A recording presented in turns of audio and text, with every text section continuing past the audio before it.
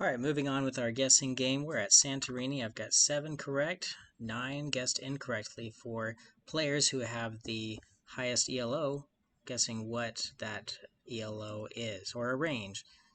So right now for Santorini, it's going to be a game similar to chess.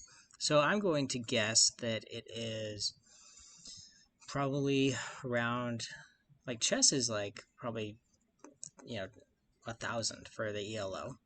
So I know there's probably no luck element to this, but it might be harder to grok than chess because instead of a finite number of moves based on the board set, it's asymmetric as well. So you have the board plus different powers involved, asymmetry there.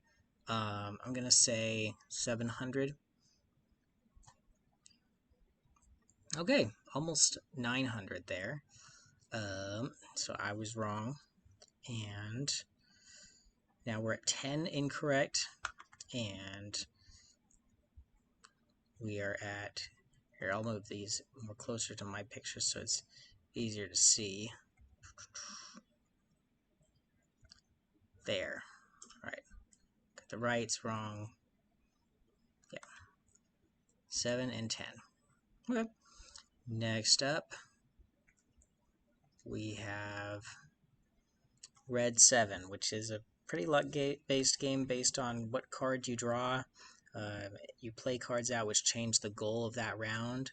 You're currently playing red. The highest card wins. I'm somewhat familiar with the game. I've played it in real life, but only one game on here, and I didn't win. But I'm going to say luck-based enough that it is a 400. Alright, 565.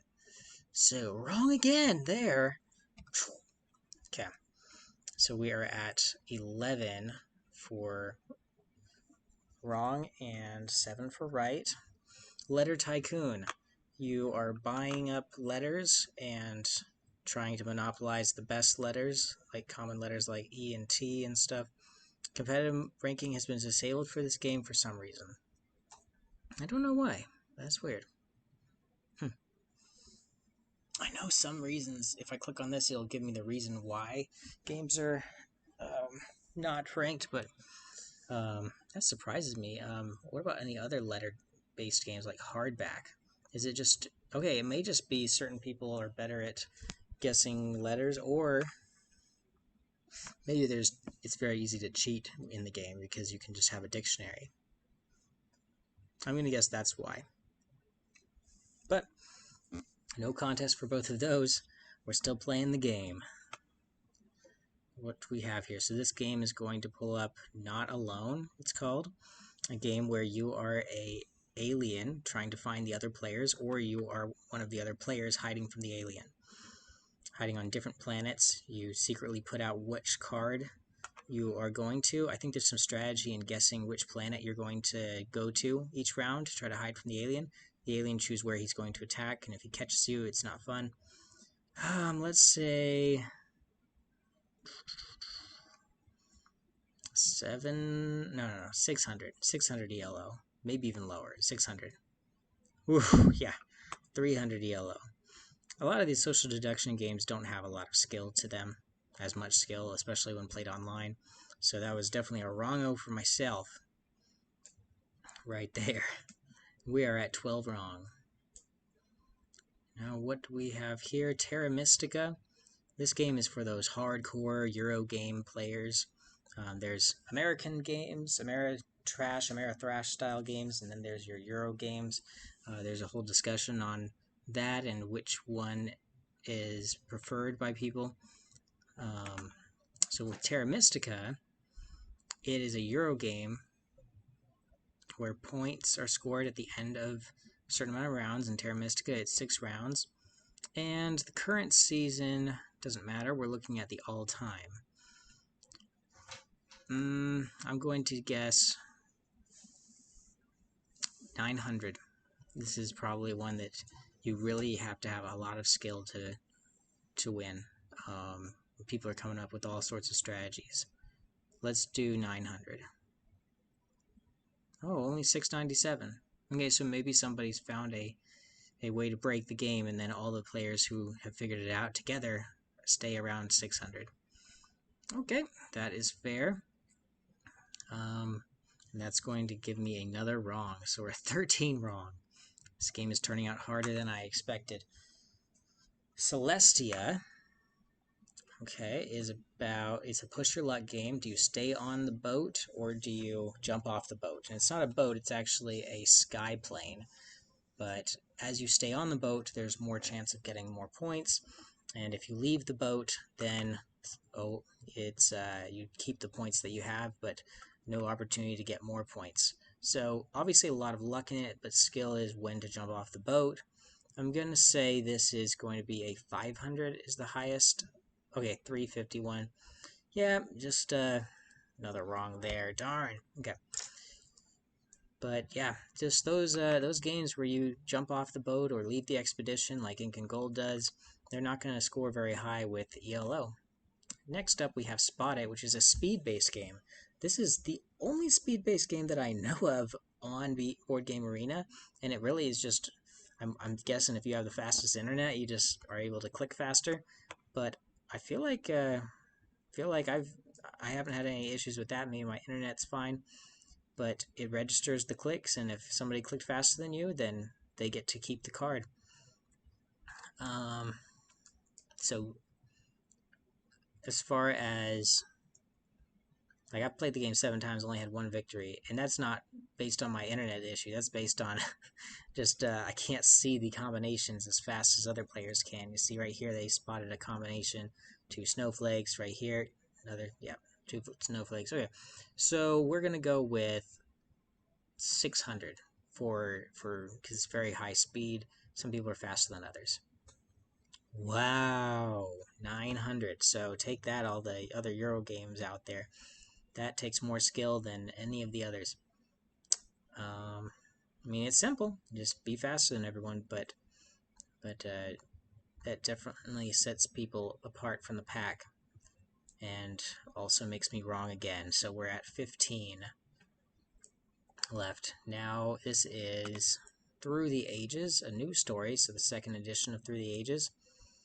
And we're going to guess that it's a very long game, but played it quite a bit on the app. On here, I have not played it yet. I'm in the middle of a game now. All time, I'm going to say 700. Yep, 700. Whew, feels good to get one right. Finally. Okay. So that is that. We're at 8 correct, 15 incorrect. Caravan, we might have done this before in a previous video, but I forgot it. I'm going to say it's 500. 400. Okay, wrong again. Okay. Darn. 1/3 of them correct, 2/3 incorrect. Q-birds. Just drawing birds. 500.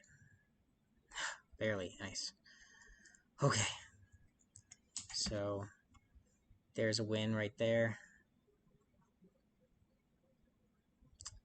And now we're moving on to Azul. I'm not going to do this one because I do remember it from looking at another look I've done before. It's 800, so I'm not going to just say, like, that doesn't count as a win for me, but yeah, there. No contest. I cheated. Jaipur, I'm going to say it really is luck dependent based on what comes out, but some people have figured out some skills, so I'll say 600. Wow, 820. There's a lot of things you have to think about in the game, so if somebody's figured out all the ways to win, then they're going to be better than everybody else. That makes sense. So we'll put that as a definite wrong for myself there. Jaipur. Played 59 games of that. Only 27 victories. So you see, I've found my ELO just kind of there at 153, just an average player. Stone Age. Very great game, but is it skill based? Yes, I think you could consider this one skill based. How much so? 700. Nope, 800. Should have guessed 800. Alrighty.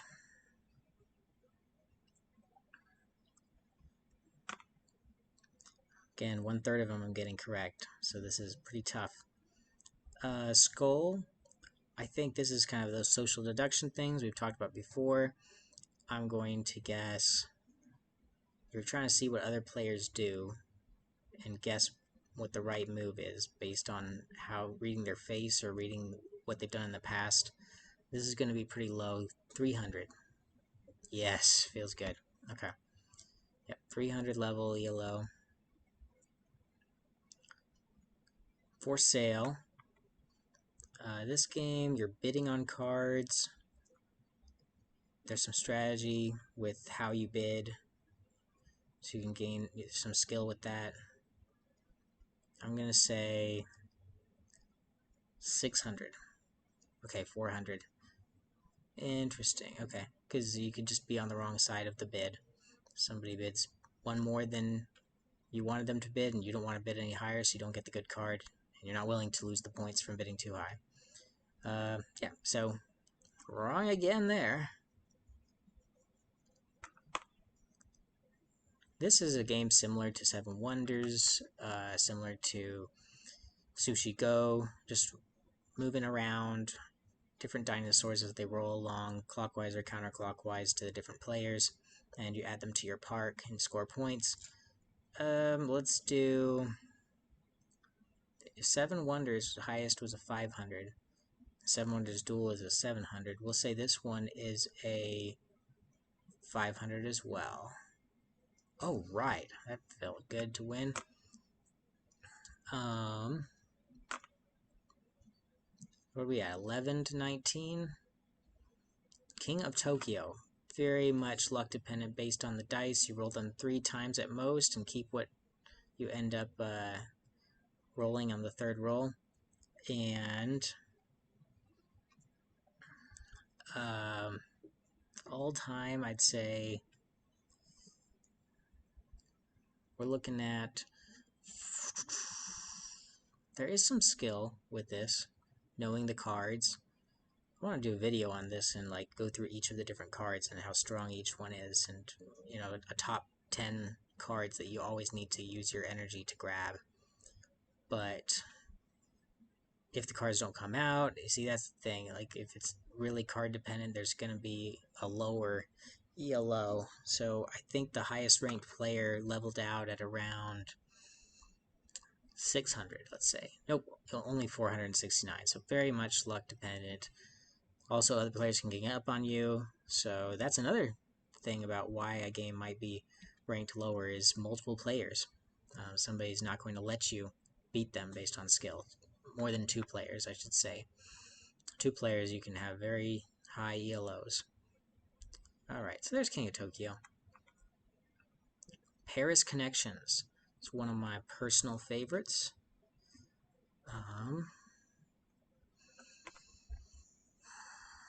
Alright, I'd say you either build, track, or trade. I've tried a strategy where I just trade every turn, and then I figured out that you can't trade every turn because then you have too many trains. You trade 1 for 2, and then there's a max amount of trains you have. So I think somebody might figure out how to use that to their advantage and figure out the game. I haven't figured it out yet, but when you figure out a game, and it's not that hard of a trick to figure out, then the ELOs are going to be lower. I'm going to say 500. Oof, I was close though. 400. We're at 400 for that game. Yep, alright. Next is Yokohama. Pretty great Euro game. Again, so that's already going to be a little more in the skill range. And you're just placing out these cubes, 3 cubes or 2 on one area, or 3 on 3 different areas, and then you move your pawn around and land on the cubes, and based on how many cubes there are, you take that many good things out of that area. So you can take resources, there's 4 different resources, and you can take money, you can take technology, which you can get special powers, and you have special goals that you have to do. A lot of things in this game. Really great game. You fulfill orders, which give you points. A lot of moving parts, so I'm going to say this is probably a 700 level. I was close though. 659 is the highest ELO for that one. And eventually somebody's going to get to 700, but that wasn't today. So now we're sitting at 11 to 22. Only getting a third of them right. Turn in Taxis, a really great game. You're playing out cards, and you either build houses on all the same color or all different colors. And I think you want to get a certain amount of houses, maybe get all of your houses out and cover the entire board to win the game. I don't remember, but that's kind of the basis of the game. You see, I've only played it once and I didn't win, but I liked it. As far as all time, the best player is going to be, I'm going to say 600. Yes. Oh yeah. Got that one. 12 versus 22. Alright, King Domino. A Bruno Cathala game. He's friends with the guy who made Seven Wonders and co-maker of Seven Wonders Duel. This game also won Game of the Year, but is it skill-based? I'm going to say yes, a little bit. It's lucky based on what dominoes come out, but skill-based based on where you place the people. So we're going to say 500. Alright, it was actually 800. Wow, that's very highly skill-based, so I was completely wrong in that. And we're sitting at 12 to 23. Not looking good there. Next up, we got Dragonwood. That's going to be a very luck-based game. It's got dice in it, and it's got cards. When you combine dice and cards, and it just gets really tough. I'm going to say 500 again. Alright, 361. Wrong there. Alright, moving along. We're at Connect 4. I'm going to say Connect 4. Somebody's figured it out probably. It's a 900. Alright, got it. Boom. Got one right there. Castles of Burgundy, another Euro game. You're going to definitely want to figure out the strategies, look online, and we're going to say for Castles of Burgundy, let's go with 800. 700. Just barely 700 too, so that was a wrong there. Then we're moving on to Stone Age. Wait, we've already done Stone Age before, so we will get that out of there. Patchwork, an Uwe Rosenberg game, who is one of his smaller games. He also made Agricola and the other Euro game on here, Feast for Odin. I'm going to say a 800. 700. Okay, wrong there. Feast for Odin. Now this one is pretty new, so a lot of people are still trying to find their level. So I'm gonna guess. Let's go with 500 as the highest player at this point. Could be wrong, but let's go 500. Hey, I was right. Cool. That was good. And